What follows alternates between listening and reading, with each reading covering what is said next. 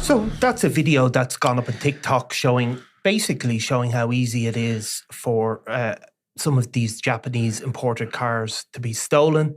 And these are, like, there's a huge number of these videos from probably Irish teenagers mostly. I've never robbed a car, Daragh. I don't know if I believe you. If you've ever given it a go. Has anyone tried to rob your car?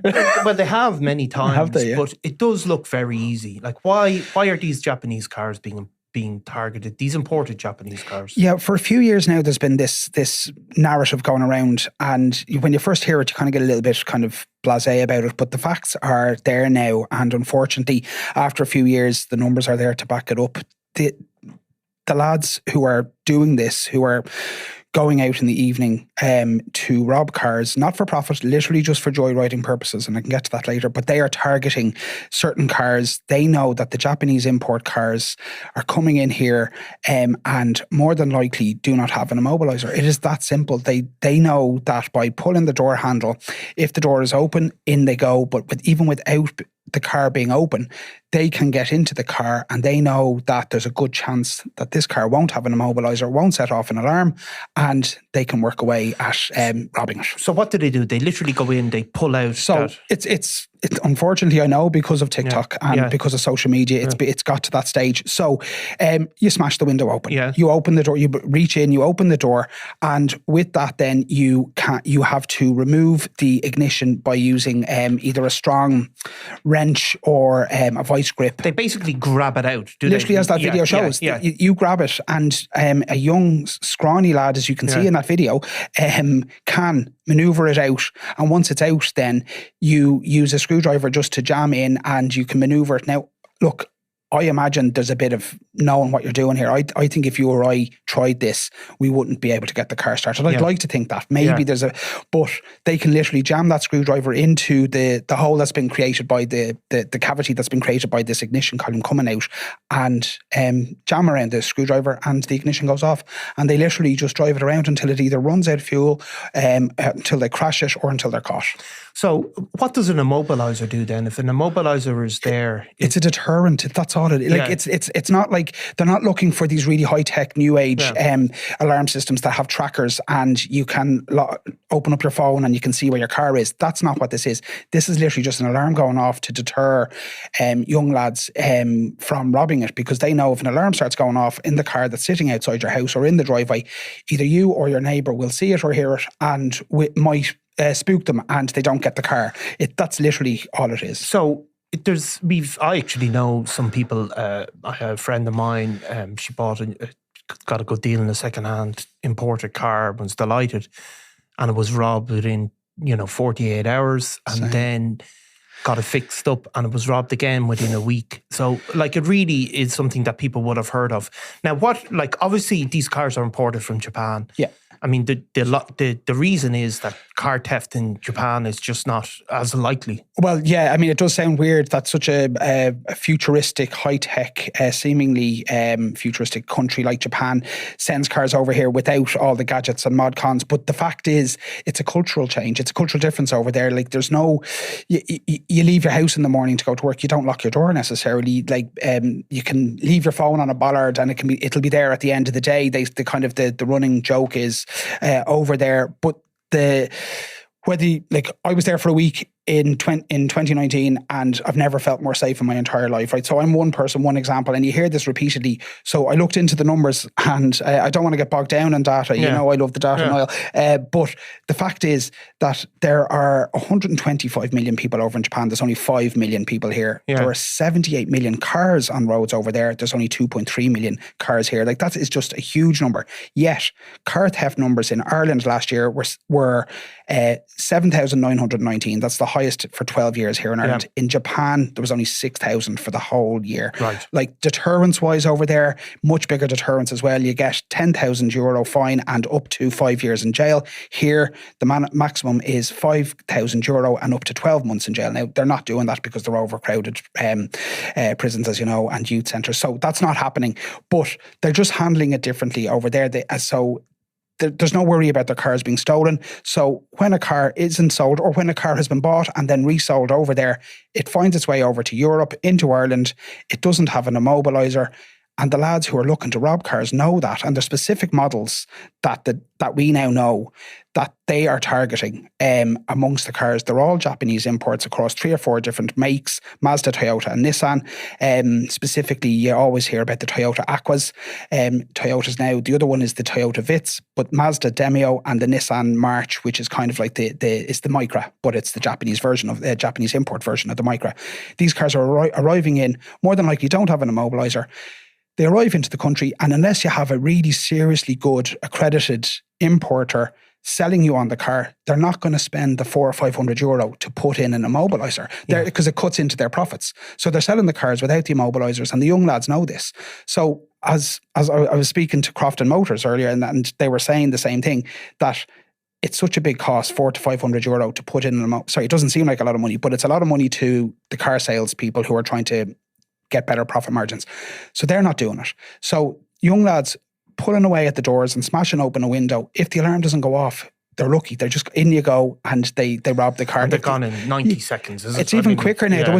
There was a challenge on social media recently to see how quickly you could do it. TikTok has become this game for a lot of these lads, and they're doing it. I saw one in 37 seconds. It's scary to think that it can be robbed in 37 seconds. And of course, we're kind of going back in time, because joyriding was a huge thing in Dublin. In fact, if you go back to the 1980s and people like Marlowe Highland and Eamon Dunn, I mean, all of them guys got their start as joyriders, really. And there was a huge kind of, I suppose you could describe it as a moral panic, but it was certainly a huge issue at one stage in Ireland, presumably because at that stage, it was far easier to break into cars, like it would have been back in the day, certainly. But now, unfortunately, with the explosion of social media and this warped logic that there is a boast amongst your friends or against the opposition gangs or someone else in your territory that you can rob a car quicker than them, or you can be videoed not just robbing a car but then joyriding up and down a street and hanging on until the cops come, because now there's credibility in having the cops chasing you in the video that gets uploaded to Snapchat sometimes, but mainly TikTok or X. So it's moved on to a new level where they just don't care. This has become almost like the reputations are on the line. These are young lads. These are 14, 15, even younger lads who are just literally bored and head off with their mates, and they just keep trying all the doors and chance their luck. Yeah. And when they get in, they can get away in 60 seconds. Yeah, because of course, like back in the day, you wouldn't have had any electronics. It was literally just a button, and then I think it did really sort of decrease in at some point, but it's obviously come back. Now, the more sinister end of the whole thing, I suppose, would be what's called the Lucky Dip Gang. Yeah. So the Lucky Dip Gang are, while we've spoken about, I suppose, the guys on TikTok, and some of these, there will be a crossover, but they've reached a level of organisation, I suppose, that makes it a step up from joyriding. Yeah, I've also seen them described as quite chaotic as a group, though. Yeah. Like it's disjointed as a group. But yeah, they've been called the Lucky Dip Gang because I don't think they target the same areas over and over again. They just head off to an area, and as the guards have described, they literally walk along, pull open the doors to see what's open. They're not heading off going, oh, tonight we're going to get this car or that car. It is a lucky dip. And the last time I read, I think there were 60 affiliated members. Yeah.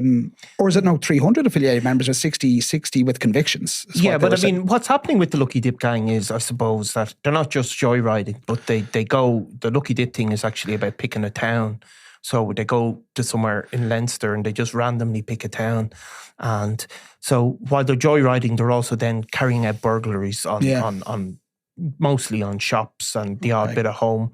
But the joyriding is an essential bit of it, and robbing the cars. And it's become a huge issue because I suppose that they're very young. I think there was this week, there was a few guys arrested that are regarded as Lucky Dip Gang members. They were only 15.